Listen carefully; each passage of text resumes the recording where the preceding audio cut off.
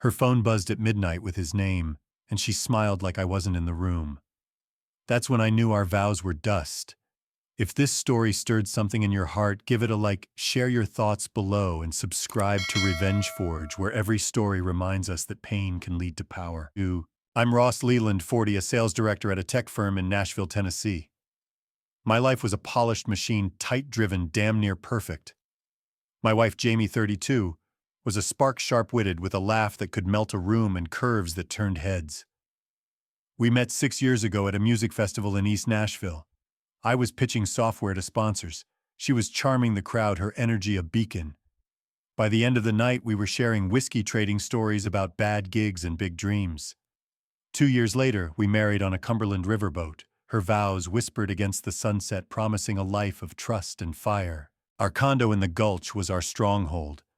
Sleek marble city views a rooftop terrace where we'd sip bourbon and plan our future. I earned $230,000 a year driving sales for a firm pulling in $90 million annually. Jamie was our brand strategist, her campaigns landing clients from Dallas to New York. We were a force-me the deal closer, her the vision that sold it. Weekends were for honky-tonks hiking Radnor Lake or just us tangled in bed dreaming of a vineyard we'd own someday. But even the smoothest machines jam. It started quiet like a glitch in a pitch. Jamie's late nights at the office stretched past 10 p.m., then midnight. She'd slip in her perfume, a heady mix of jasmine and cedar clinging like a secret. Client meetings, she'd murmur, her eyes dodging mine. I trusted her. She was the woman who'd camped with me in a thunderstorm, who'd held me when my mom had a stroke. But trust is a thin ledger, and doubt throws it off balance. One night I was up at 3 a.m. prepping a sales deck. Her phone left on the counter lit up. A text, "Need you. Tomorrow," the name Nolan. My gut twisted, but I didn't touch it. Not yet. I told myself it was a colleague, a friend. But the next morning she was off, distracted, her fingers flying over her phone, a smile she kept to herself. She left without her usual kiss, her boots clicking like a countdown. Weeks bled into each other. Jamie started locking her phone, a new passcode I didn't know. She'd take calls on the terrace, her voice low, her laughter too intimate. At work, she skipped our coffee breaks, her office door always shut. I noticed her with Nolan Trask, 37, our new chief marketing officer. She'd hired him 6 months ago, calling him a mastermind. I'd met him at a team dinner. His suit was sharp, but his eyes lingered on Jamie too long, his grin too bold. I didn't trust him, but I trusted her. Until I couldn't. I'm not the paranoid type. I close deals, solve problems, keep the engine running. But I'm not blind. So I started watching. Her credit card statement showed charges I didn't recognize: $500 at a boutique hotel, $300 at a cocktail lounge in 12 South. No client meetings those nights, just work. Her calendar was blank. My heart raced, but I needed proof. I called Tara, a friend from grad school who now ran a private investigation firm. We met at a dive bar in Midtown, the smell of beer and neon thick. Tara was all business, her notepad out.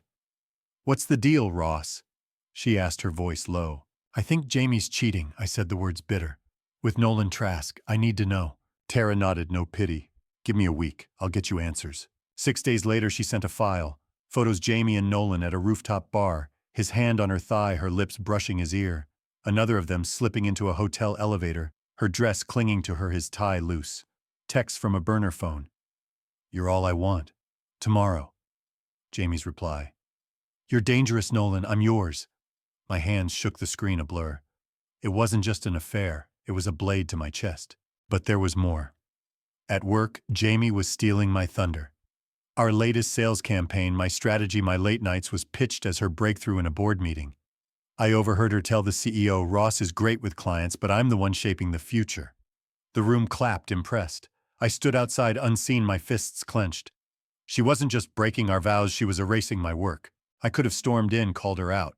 But I'm a closer control as my weapon. Years ago, I'd built a backdoor into our firm's sales database, a hidden key only I could access. It was insurance, a way to protect my work from corporate politics. Now it was my ace. One command and I could freeze every deal, every client portal. Jamie's world would stall. I didn't act yet. I needed more. So I hacked into Nolan's work email, exploiting a server glitch I'd never reported. What I found was worse than I imagined. Jamie and Nolan weren't just lovers, they were planning to sell my sales strategy to a rival firm for $2.5 million. Emails detailed their scheme, pitched my work as theirs, pushed me out as redundant. They'd even drafted a memo announcing my transition to a consulting role. I was being written off. Then came the first twist. Tara called at 10 p.m. "Ross, this is bigger than you think." She sent another file. Photos of Nolan, but not with Jamie. With my mentor, Greg Harper, 39, the man who'd taught me the ropes, who'd toasted at our wedding. They were at a bar, heads close, Greg's hand on Nolan's shoulder. A text from Greg to Nolan. "Keep Ross in the dark. We'll split the cut." My mentor in on the heist. My world tilted. Greg, who'd coached me through my first deal, who'd been like a brother, was he betraying me too? I didn't confront him. I needed answers. I met Tara the next day, rain streaking the bar's windows. "Greg's involved," she said, handing me a USB drive. "He's been feeding Nolan your sales plans. Looks like he's getting a 15% cut." "Why?" I asked, my voice raw. "He's my mentor." Tara shrugged, her eyes steady. "Money, envy, you've outshined him." Greg had always been the star salesman, but my rise had eclipsed his. Was he jealous? I didn't want to believe it, but the evidence was brutal. I drove home, the Nashville skyline smearing through the rain. Jamie was there, cooking a rare move, the smell of garlic and thyme, a cruel echo of better days. She smiled, her eyes too bright. "Thought we'd have a night in," she said, pouring bourbon. I played along, my face a mask. "Looks good." She leaned in, her lips brushing my cheek, her perfume heavy. For a moment I saw the woman I'd loved, the one who'd danced with me at honky-tonks, who'd held me when my mom was sick. Then I saw Nolan's texts, Greg's betrayal. The moment broke. Over dinner she dropped a bomb. "Ross, I've been thinking," she said, swirling her bourbon, her dress catching the candlelight. "Maybe you should take a break from the firm. Focus on deals, not the stress. Nolan's got big ideas." "Nolan's ideas," I said, keeping my tone even, my blood boiling. She nodded, oblivious. "He's a game changer. We need that to scale." Game changer. My strategy was the game changer. I wanted to slam the table, demand the truth. Instead, I smiled. "I'll think about it." That night I accessed the back door. A few keystrokes and I could freeze their world. But I held off. I needed to know Greg's full role, the scope of their plan. I texted Tara, dig into Greg. "I want everything." The next morning, Jamie left early, her perfume trailing. I sat at my desk, the city waking outside. My phone buzzed, a text from Greg. "Hey man, let's grab drinks tonight. Been too long." I stared at it, my pulse pounding. Was this a trap or a chance? I had one move left before I pulled the trigger. The Nashville rain slashed against the condo's floor-to-ceiling windows as I stared at Greg's text. "Hey man, let's grab drinks tonight. Been too long." My mentor scheming with Nolan to sell my work, acting like we were still tight. Jamie's perfume lingered, a bitter echo of the life she was dismantling. I didn't reply. I poured a bourbon, the burn steadying my pulse, and opened my laptop. The back door to the firm's sales database glowed like a hidden blade. One command could freeze every deal, every client portal, leaving Jamie and Nolan with nothing to sell. But I wasn't ready to strike. I needed to expose every thread of their conspiracy, Greg, Nolan, Jamie, and whoever else was weaving it. I called Tara at 6 a.m., her voice sharp despite the early hour. "Greg's in on it," I said, keeping my tone low. "He's feeding Nolan my plans. I need more his motive, his cut, any other players." Tara didn't blink. "Got it, Ross. Give me 48 hours. While she dug, I reached out to Lena, a former sales rep at the firm who'd left a year ago after Jamie undermined her. Lena was 36, all grit and sharp instincts. We met at a coffee shop in Germantown, the smell of espresso and wet cobblestone thick. I handed her a USB drive with Tara's evidence, photos of Jamie and Nolan, emails about selling my sales strategy. Greg's text tying him to the scheme. "They're planning to sell my work for $2.5 million, I said. "Greg's getting a cut." Lena's eyes narrowed as she scrolled through the files. "Jamie's always been ruthless," she said, her voice low. "She pushed me out when I questioned her campaign metrics. But Greg, that's a low blow." "There's more," I said. "They're pitching to a rival firm, Apex Dynamics, in Miami. Meetings tomorrow at the Fontainebleau. I need to know their next move." Lena leaned back, her coffee cooling. "I've got a contact at Apex. Let me make a call." By noon, Lena texted back the meeting was set for 7 p.m., a private suite at the Fontainebleau. Jamie and Nolan were prepping a slick pitch my sales strategy rebranded as their disruptive blueprint. But Lena's contact dropped a twist. Nolan was working a side deal. If Apex passed, he had a backup buyer, a boutique firm in Orlando ready to pay $2 million, no questions asked. Jamie didn't know about it. Nolan was playing her. I dove into Nolan's digital trail using the backdoor to access his firm email. His security was laughable, weak passwords, no two-factor. I found a thread with a name I didn't expect: Diane Warren, 42, our CFO. She'd always been reserved, all budgets and no warmth. But her emails to Nolan were cold and precise. Keep Leland out. Apex is the priority, but Orlando's our fallback. Jamie's too emotional, she'll crack. Nolan's reply: don't worry, Diane, she's under control. Diane, the CFO, in on the heist. My chest tightened. This wasn't just an affair or a theft, it was a syndicate. I forwarded the emails to Lena, who cursed over the phone. Diane's been shady forever, she said. She's got her hands in every financial report. This is her cash out. What's her angle? I asked, pacing the condo, the Nashville skyline glinting through the rain. Money, Lena said. She's got a gambling problem, Vegas trips, online poker. Selling your strategy clears her debts and funds her exit. I needed more. I called Tara. Look into Diane Warren, CFO. She's working with Nolan and Jamie. Tara let out a low whistle. This is a snake pit, Ross. I'll need time.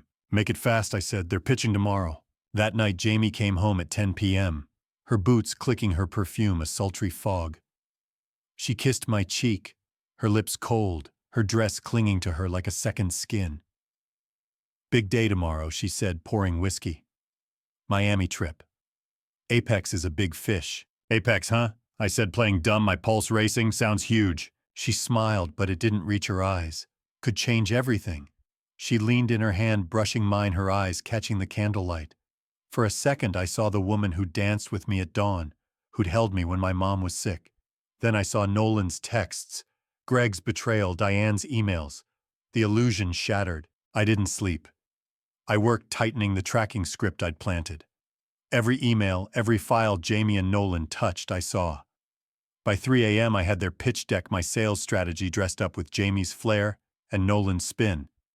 They'd even mocked up a new brand, Trask Solutions, my work, their name. Then Tara called, her voice urgent. Got something on Diane. She's not just in on it, she's been skimming from the firm for years. $400,000 funneled to a shell account in Panama. Nolan's her front, but Jamie's clueless about the scope. I gripped my desk, the city lights blurring. What about Greg? He's deeper than you thought, Tara said. He's been meeting with Diane for months. Emails show he's getting a 10% cut of the Orlando deal. But here's the twist, he's also been talking to a lawyer, planning to leak the deal to the SEC if Nolan and Jamie don't pay him more. Greg, not just a traitor, but a double-crosser. My stomach churned, but I pushed it down. Send me everything, I said. Tara did. And there it was, Greg's emails to a lawyer outlining a plan to expose the deal for a bigger payout. He wasn't just in on it, he was playing them all. I met Lena at her apartment, a cozy space with vinyl records and a dog that nudged my hand. Greg's planning to screw them over, I said, showing her the emails. He's working with Diane, but he's got his own exit. Lena's jaw tightened. Your mentor's a piece of work. What's the plan? We don't freeze the system, I said. We expose them at Apex's meeting, all of them. The next morning I flew to Miami, Lena at my side. Jamie left early, her perfume lingering like a warning.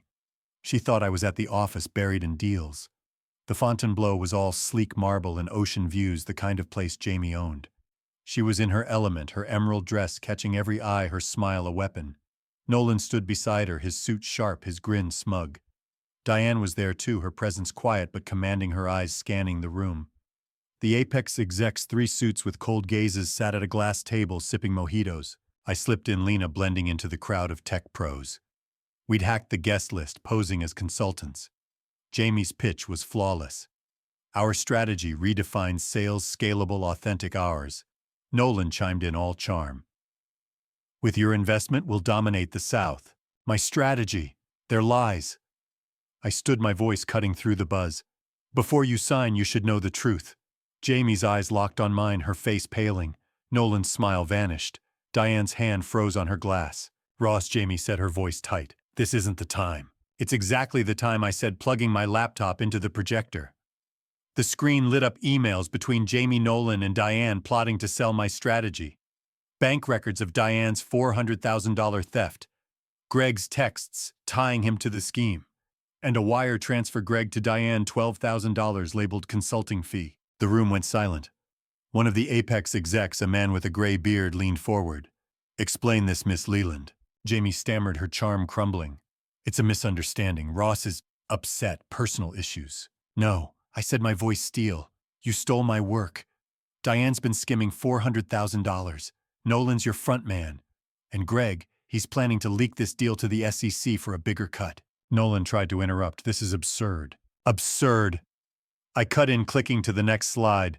Greg's lawyer emails Diane's Panama account. "You built your pitch on my strategy. You're done." The gray-bearded exec stood his face hard. "We don't deal with liars." He nodded to his team and they walked out, their mojitos untouched. Jamie's eyes filled with tears, but I felt nothing. Nolan grabbed his jacket, muttering excuses. Diane slipped out, her composure cracking. I didn't stay to gloat. I walked out, Lena behind me, the Miami heat heavy on my skin. But there was one more twist. As I reached my car, Greg was waiting, his face pale, his hands shaking. "Ross, we need to talk." "You're out of chances," I said, my voice cold. "It's not what you think," he said, his voice breaking. "Diane forced me. She's got dirt on me, bad deals, loans.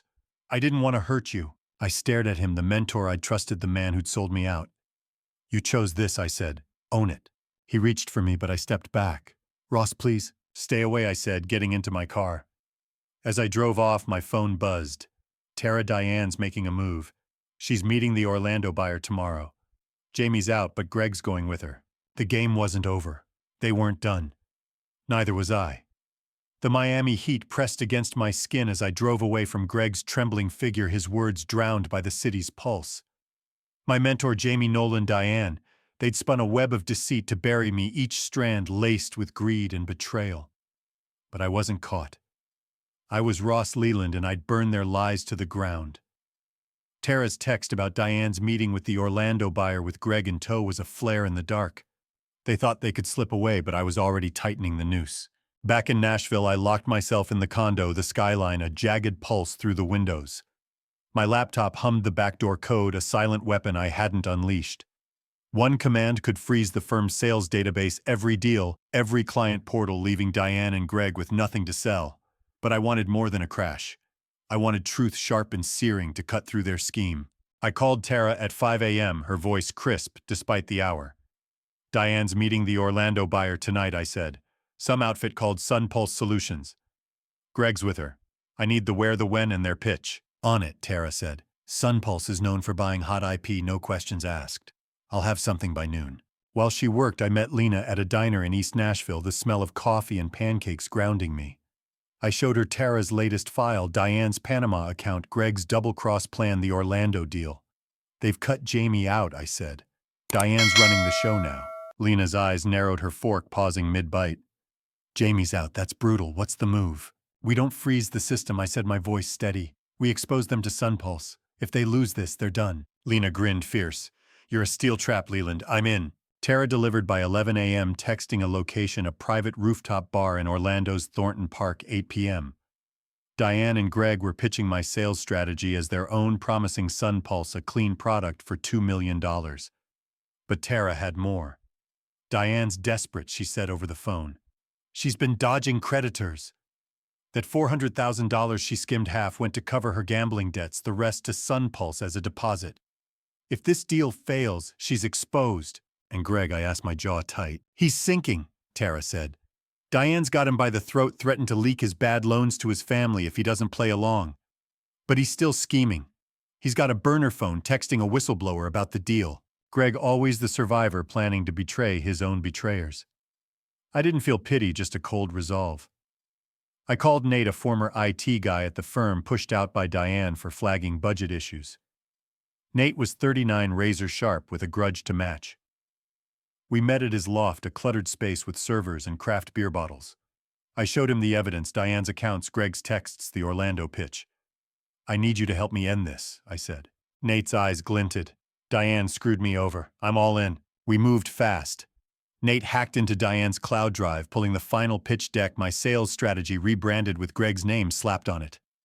Lena secured us access to the bar, leveraging a contact from her freelance days.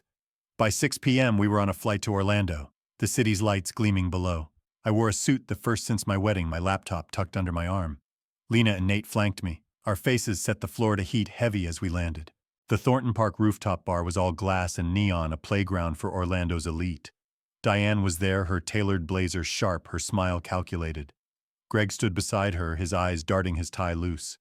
The Sunpulse execs, two men in sleek suits, their gazes predatory, sat at a corner table sipping rum. Jamie was gone, erased like a bad draft. Diane's pitch was smooth, her voice steady. Our strategy is unmatched, scalable, authentic, ready for market. Greg nodded, playing the loyal partner, his grin forced. They showcased my strategy, my late nights, my work dressed up as their triumph. I stood, my voice slicing through the haze. Before you buy, gentlemen, you should know what you're really getting. Diane's eyes snapped to mine, her face paling. Greg froze, his glass trembling. The Sunpulse execs raised their eyebrows, intrigued. Ross, Diane said, her voice tight but controlled. This is a private meeting. Not anymore, I said, plugging my laptop into the projector. The screen lit up emails between Diane and Greg plotting to sell my strategy. Bank records of Diane's $400,000 theft. Greg's burner phone texts planning his whistleblower leak. And my sales logs time-stamped proving every deal was mine. The room went still, the air thick. One of the Sunpulse execs, a man with a gold watch, leaned forward. This true, Miss Warren? Diane stammered, her poise cracking. It's a misunderstanding. Ross is disgruntled. Personal issues. No, I said, my voice steel. You stole my work.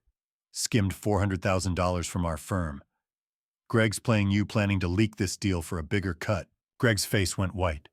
Ross, you're wrong. Am I? I cut in, clicking to the next slide, his whistleblower texts clear as day. The Sunpulse execs exchanged glances, their faces hardening. Diane tried to salvage it, her voice rising. This is a setup. Ross is sabotaging us. Sabotaging, I snapped, my tone cold. You built your pitch on my strategy. You're done. The exec with the gold watch stood, his voice low. We don't deal with thieves. He nodded to his partner and they walked out, their rum untouched. Diane's shoulders slumped, her empire crumbling. Greg grabbed his jacket, muttering, "You'll regret this, Ross." But his voice was weak, defeated. I didn't linger. I walked out, Lena and Nate behind me, the Orlando night warm and heavy. Back in Nashville, I found Jamie's things gone, her closet bare. A note on the counter. I'm sorry, Ross. I lost my way. I tore it up the pieces, falling like ash. But there was one final twist. The next morning, Tara called. Diane's running, she said.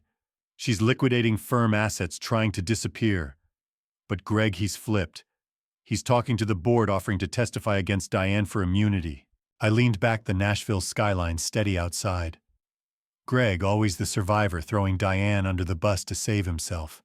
I didn't call him. I didn't need his version of the truth. Instead, I met Lena and Nate at the diner, the smell of coffee grounding me. Diane's done, I said, showing them Tara's latest file. She's selling off firm assets to cover her tracks. Lena grinned fierce. Then we stop her. For good. We didn't freeze the system. We went public. Nate leaked our evidence to the board, the press, even dropping snippets on Reddit stories where tech pros tore into Diane's scheme. The story exploded, trending as a cautionary tale of corporate greed. Diane was fired by noon, her reputation in tatters. Greg vanished, likely hiding from his debts. Jamie surfaced in Memphis, working a low-level marketing gig, her charm no match for her ruined name. The firm survived. Lena and I rebuilt, bringing Nate on as our new tech lead. We launched a new sales campaign, my strategy at its core, no backdoors needed. My salary stayed at $230,000, but the firm's revenue climbed to $100 million, my legacy secure. Months later, I stood on my rooftop terrace, the Nashville skyline shimmering under a rare, clear sky. My phone buzzed, a client interested in our new campaign. I smiled, not for the money, but for the man I'd become. Jamie's affair. Greg's betrayal. Diane's greed. They'd tried to break me, but I'd forged something stronger. So what would you have done? Exposed them like I did, or walked away, letting their lies fester? Sometimes I wonder if I should have let go sooner. Spared my heart the scars. What do you think? You're here because this story meant something. Don't scroll away without leaving a like, a thought in your subscription. Revenge Forge is where real stories find their voice, and yours.